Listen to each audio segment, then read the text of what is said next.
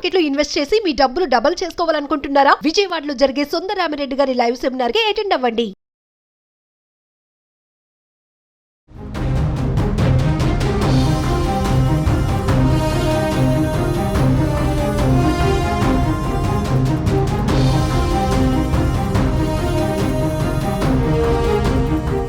నమస్తే, welcome back to our channel. ప్రస్తుతం మనతో పాటు ఉన్నారు మేనేజ్మెంట్ కన్సల్టెంట్ సంపత్ సముద్రాల గారు. సార్తో మాట్లాడదాం.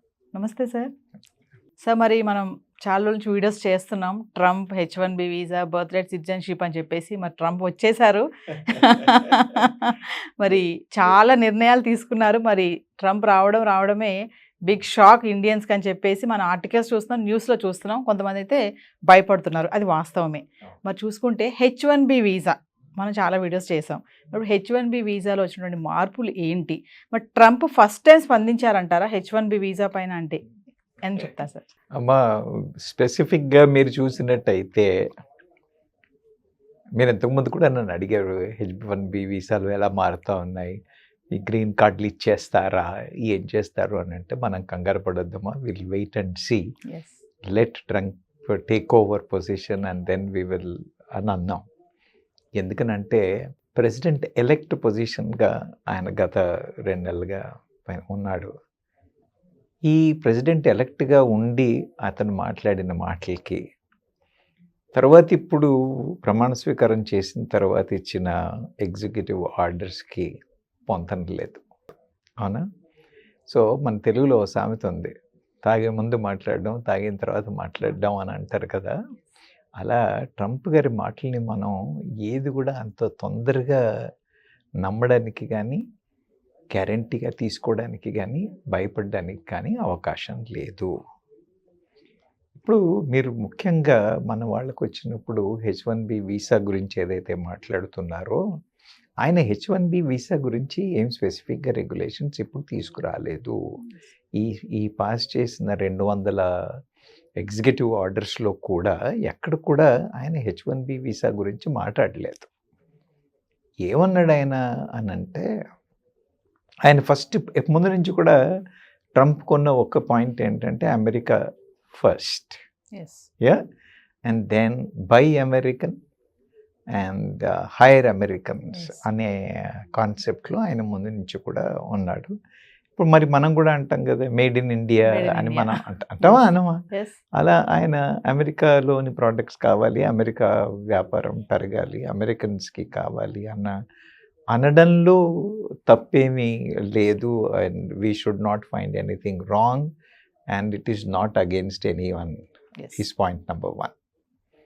పాయింట్ నెంబర్ 2, H1B వీసా గురించి ఏమైనా మాట్లాడారా అంటే లేదు. కానీ ఆయన ఇప్పుడు ఎట్లయితే అని అన్నారో, preserving the meaning and respect of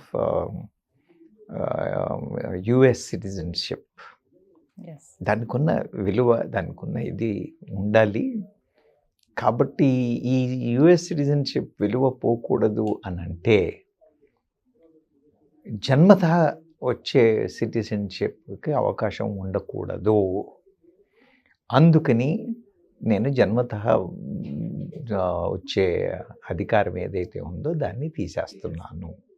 ఇది మీరు సింపుల్గా తీసుకున్నట్టయితే బర్త్ రైట్ సిటిజన్షిప్ అని ఏదైతే ఉందో దాన్ని ఆయన ఇవ్వనన్నాడు. ఎందుకని అంటే మనం కూడా అంటే ఇప్పుడు మనము బంగ్లాదేశీలు కానీ, చైనీలు కానీ, రిహాంగోలు కానీ వస్తూ ఉన్నారు అని అంటే మనం కూడా మొత్తుకోమా అవునా కదా. మరి సో ఇది లాజికలే, అందులో తప్పేం లేదు, అందులో కంగారు పడాల్సింది ఏమీ లేదు. అయితే మన పిల్లలందరూ చాలామంది అక్కడ వెళ్ళి సెటిల్ అయి ఉన్నారు, మనందరూ అక్కడికి వెళ్ళి ఉండాలని అనుకుంటున్నారు.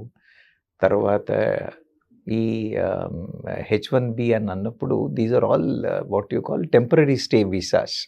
ఎన్ని రోజులు ఉద్యోగం ఉందో అన్ని రోజుల కోసం అని అలౌ చేసిన వీసాసే. కాబట్టి మనవాడు పోవడం టెంపరీగా వెళ్తున్నప్పుడు కూడా ఒక్కసారి వాడు ఫ్లైట్ ఎక్కుతున్నాడు అని అంటే నేను అక్కడ సిటిజన్ అవ్వడానికి వెళ్తున్నాను అన్న మైండ్ సెట్తో వెళ్తున్నారు, అనే ఉద్దేశంతో రావట్లేదు. కానీ వాడు ప్రామిస్ చేయట్లేదు, వాడు ఇచ్చినప్పుడే నీకు ఇది టెంపరీ వీసా, నువ్వు పని అయిపోగానే వెళ్ళిపోవాలి అనే ఇస్తున్నాడు, అవునా? అలా ఎప్పుడైతే వీసా టెంపరీ వీసా అని ఇస్తున్నాడో వాడికి అక్కడ ఏమైంది, వీడు టెంపరీ వీసా అని వెళ్తాడు. పిల్లాడు పుట్టగానే పిల్లాడు pillow what ever the baby arrival of the baby will have the citizenship of US. అవునా? ఇప్పుడు నేను పిల్లల్ని చూసుకోవాలంటాడు. అవునా? ఉండాలి మస్ట్గా.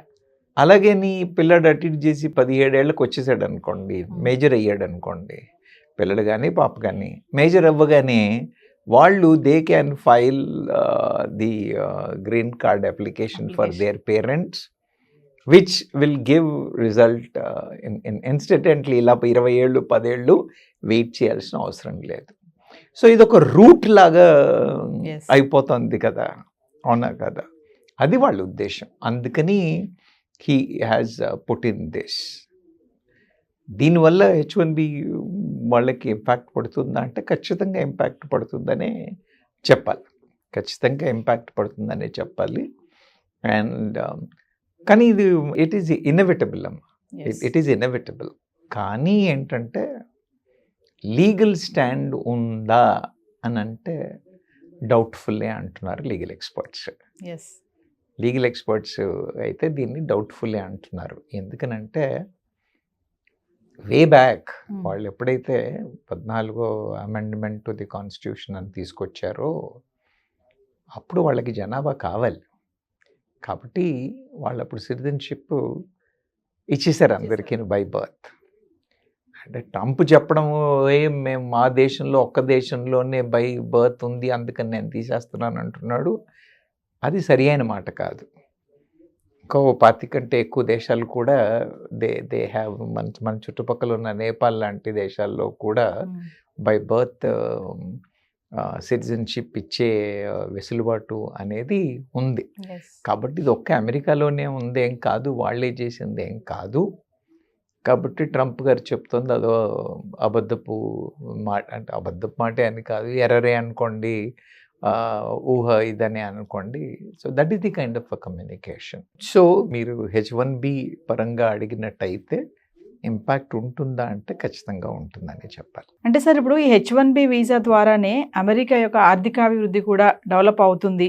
మరి నేను ఇప్పుడు టాలెంట్ ఉన్న వాళ్ళని, స్కిల్స్ ఉన్న వాళ్ళనే నాకు కావాలి, వాళ్ళకే నేను ఎంట్రీ ఇస్తానని ట్రంప్ చెప్తున్నారు సార్. దీన్ని అంతా ఎలా చూడొచ్చు అంటారు? ఖచ్చితంగా అంతే కదమ్మా. ఇప్పుడు మీరు చూసినట్టయితే అసలు ఇప్పుడు నేనేం చెప్పాను మీకు, అమెండ్మెంట్ 14 టు ద కాన్స్టిట్యూషన్ వాళ్ళకి జనాభా కావాలి కాబట్టి బర్త్ రైట్ సిటిజన్షిప్ ఇచ్చారు కాన్స్టిట్యూషన్ అమెండ్మెంట్ అని చెప్పాను. అప్పుడు వాళ్ళకి ఏం కావాల్సింది? జనాభా కావాల్సింది. ఇప్పుడు ఇవాళ పరిస్థితుల్లో మీరు చూసినట్టయితే వాళ్ళకి ఏం కావాలి? వ్యాపారాన్ని అభివృద్ధి చేసేవాళ్ళు కావాలి, టెక్నాలజీ పరంగా కెపాసిటీ ఉన్నవాళ్ళు కావాలి. మీరు మరీ విని ఉంటారు వేరే స్పీచ్లో కానీ డిస్కషన్లో కానీ ట్రంప్ అంటున్న మాట ఒకటే, నాకు మేధావులు కావాలి, నాకు టెక్నాలజీ ఉన్నవాళ్ళు కావాలి, నాకు చాలా స్కిల్డ్ ఉన్నవాళ్ళు కావాలి అని చెప్తున్నాడా లేదా? I want smart guys, I want intelligent guys, I want knowledgeable guys అని అంటున్నాడా లేదా? ఎందుకని అని అంటే మీరు అక్కడికి వెళ్ళి చూస్తే సీనియర్ మోస్ట్ డాక్టర్స్ ఇండియన్స్ ఉన్నారు, senior most business men Indians ఉన్నారు. ఇండియన్స్ అనే కాదు, ఇంటర్నేషనల్గా చైనీస్ కానివ్వండి, ఇండియన్సే కానివ్వండి, ఒక్క అమెరికన్లే కాకుండా విదేశీయులు చాలామంది కూడా, అందులో భారతదేశం వాళ్ళు చాలా ఎక్కువ ఉన్నారన్నమాట. వీళ్ళందరూ they are part of what you call their economy. వాళ్ళ ఎకానమీ కాంట్రిబ్యూట్ చేస్తున్నారు, కంపెనీలు ఫ్లోట్ చేస్తున్నారు. ఉన్న కంపెనీలని అవునా, మీరు FMCGలోకి వెళ్తే ఇందిరా నూయి అవునా. సో టెక్నాలజీ అనే కాదు, వ్యాపార పరంగా చూసినా కూడా అవునా, ఇలాంటి వాళ్ళందరూ అక్కడికి వెళ్ళి they are contributing to it. అవునా, 2 IT జైంట్ల CEOలు ఇండియన్లు.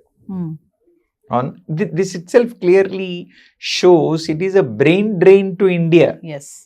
అవునా కదా, భారతదేశానికి బ్రెయిన్ డ్రెయిన్, వాళ్ళకి it's an asset which is coming into it.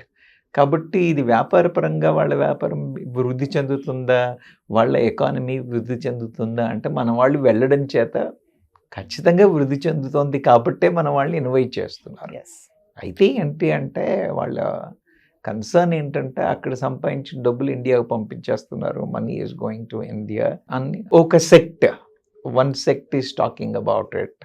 కానీ yes, the Indians or any other youngsters going from any other country, they're all going and contributing to, especially legal immigrants ఎవరైతే వెళ్తున్నారో, they're all contributing to knowledge, not contributing to economy, contributing to development of the country. So finally sir ఇలాంటి నిర్ణయాలతో మన ఇండియాకి ఎంతవరకు safe అంటారు? నువ్వు ఇండియాకి ఏం నష్టం లేదమ్మా, ఇండియాకి ఏం నష్టం లేదు. ఎందుకని అని అంటే, ఇప్పుడు మనకి ఉన్న తెలివిగల పిల్లలు ఇక్కడ కాకుండా అక్కడ ఆపర్చునిటీస్ వెతికి వెళ్తున్నారు. మన దగ్గర జనాభా ఎక్కువ, ఎస్ అవునా? అందుకని మనకు ఆపర్చునిటీస్ తక్కువ అనుకుని ఆపర్చునిటీస్ వెతుకొని అక్కడికి వెళ్తున్నారు, అవునా?